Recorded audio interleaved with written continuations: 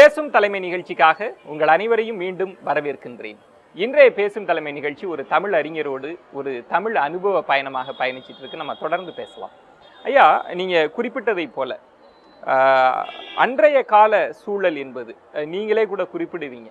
தனிநாயகம் அடிகளார் தமிழ் கற்றதனால் அவருக்கு ஏற்பட்ட சோகங்களை எல்லாம் சொல்லியிருப்பார். அந்த அளவுக்கு தான் தமிழ் சூழல் இருந்தது. ஆனாலும் உங்களுடைய தந்தையாரை நினைவு கூறுகிற போது ஒரு எவ்வளவோ பழந்தமிழ் இலக்கியத்திற்கெல்லாம் உரை எழுதியிருக்கிறார். தமிழ் சமூகம் அவரை எப்படி அவருடைய பலத்தை அவருடைய பங்களிப்பை கண்டுக்கணும் அப்படின்னு நினைக்கிறீங்க? ஏன்னா அவரை பற்றிய நிறைய நூல்கள்லாம் வந்திருந்தாலும் கூட இன்னும் கூட தமிழ் சமூகம் நுட்பமாக அவருடைய தமிழ் பங்களிப்பை பார்க்கணும்னா எதை சொல்லுவீங்க? தமிழ் கல்வியை கற்பதற்காக தமிழ் போய் பயில வேண்டும் என்கிற சூழல் இல்லை. வேறு எந்த துறையில் உள்ளவர்களாயிருந்தாலும் தாய்மொழியாக இருப்பதாலும் பல்வேறு நூல்களை படிக்கிற வாய்ப்பு இருப்பதனாலும் வழக்கறிஞர்கள் பெரிய அறிஞர்களாக வந்திருக்கிறார்கள், பொறியியலாளர்கள் அறிஞர்களாக வந்திருக்கிறார்கள். எனவே தமிழ் கல்வி என்பது தமிழ் கற்றுத்தான் பெற வேண்டும் என்கிற ஒரு சூழல் இல்லாமல் தமிழை வேறு கல்வி கற்ற பிறகு கூட தொடர்ந்து ஆழ்ந்து கற்றுக்கொள்ளலாம் என்கிற ஒரு கருத்தை அவருடைய மனத்தில் இருந்தது என்பதுதான் என்னுடைய நோக்கம். உங்களுக்கு இப்போது சொன்னால் ஏன், அண்மையில் கூட சிறுகதை வேந்தர் என்றும் பெரிய செல்வ பரிசுகளை பெற்றவர் என்றும் நாம் போற்றி புகழ்ந்த ஜெயகாந்தன் என் வாழ்க்கை ஒரு தோல்விதான் என்று சொல்லியிருக்கிறார்.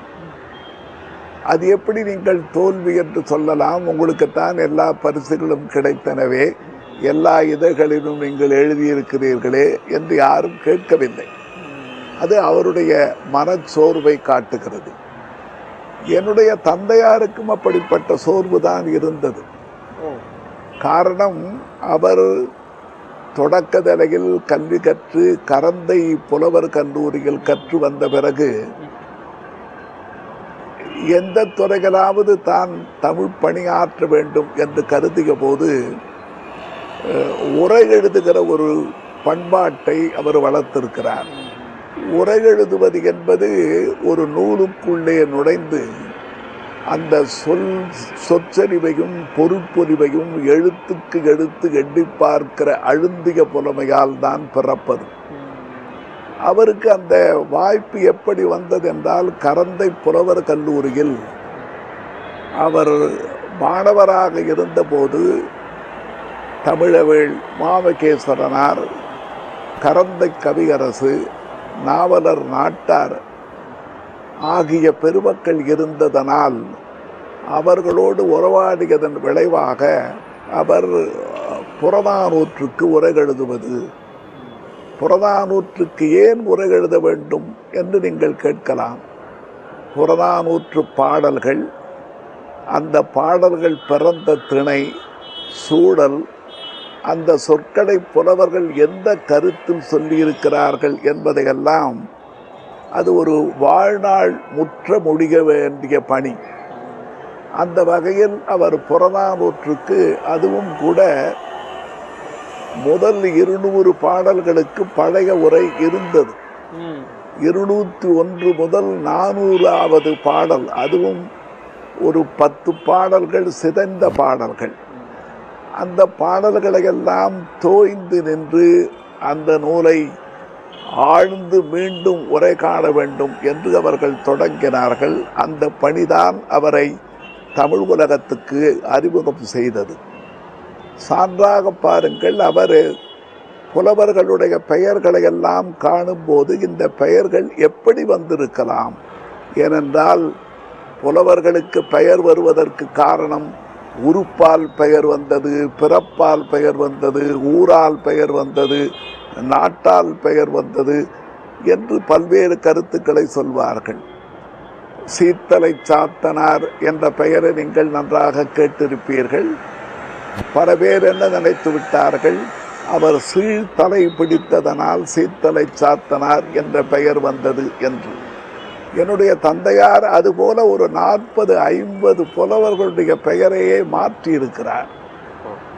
ஒரு 120 புலவர்களுடைய வாழ்க்கை குறிப்புகளை கண்டறிந்து எழுதியது மட்டுமில்லாமல் கல்வெட்டு குறிப்புகளை மிகவும் கண்டறிந்து அந்தந்த பகுதியிலே உள்ள கல்வெட்டுக்களை எல்லாம் ஆய்ந்து அவற்றின் வழியாக நாம் இந்த நூல்களுக்கு உரை காண்பது நல்ல பணியாக இருக்கும் என்று அவர் முற்பட்டார். ஆகையினால் அவருடைய தொடக்க பணி புறநானூற்று உரைதான். அவருக்கு ஒரு தமிழ் இலக்கியங்களை பரப்ப வேண்டும் என்ற விருப்பம் இருந்ததனால் சிலப்பதிகார சுருக்கம், சிலப்பதிகார ஆராய்ச்சி, மணிமேகலை சுருக்கம், மணிமேகலை ஆராய்ச்சி, சூடாமணி சுருக்கம், சூடாமணி ஆராய்ச்சி, சீவக சிந்தாமணி சுருக்கம், சீவக சிந்தாமணி ஆராய்ச்சி என்று காப்பியங்களுக்கெல்லாம் சுருக்க நூலையும் அதே நேரத்தில் ஆய்வு நூலையும் எழுதி காட்டினார்கள். இப்படித்தான் அவர் உரை எழுதுகிற பணியே தொடங்கிற்று. அவரே ஒரு இடத்திலே எழுதியிருக்கிறார், உரை எழுதுவது ஒரு தொழிலா என்று ஒரு கட்டுரை கூட எழுதியிருக்கிறார்.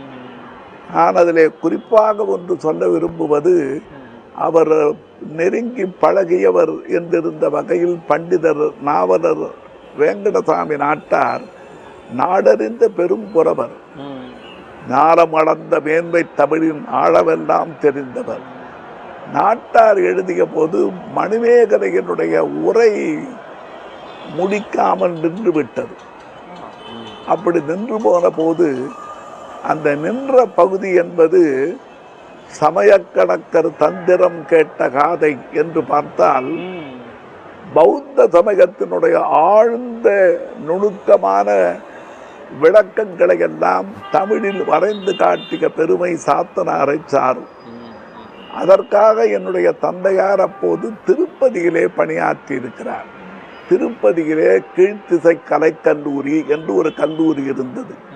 அந்த கல்லூரியில் பணியாற்றிய போதுதான் அவர் அங்கே இருக்கிற புத்த சமய நூல்களையும் வடமொழி நூல்களையும் படித்து அந்த உரைகளை நான் ரொம்பவும் ஆழ்ந்து எழுதியிருக்கிறேன் என்று சொல்லி, என்னை யாராவது நாளைக்கு உரை எழுதி என்ன பயன் கண்டீர்கள் என்றால், மணிமேகலைக்கு உரை எழுதியது எனக்கு கிடைத்த ஒரு தமிழ் பயன்.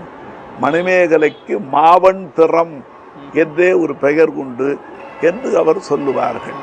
உண்மையில் சொல்வதென்றால் அவர் மிக அருமையாக சொற்பொழிவுகள் ஆற்றுகிற திறம் உடையவர். தகுந்த புலமை வீறு மற்றும் வாய்ந்தவர் இல்லை. அந்த நாளில் அப்போது சிறந்த பேச்சாளர்கள் என்று ஒரு தொகுதி வந்தது.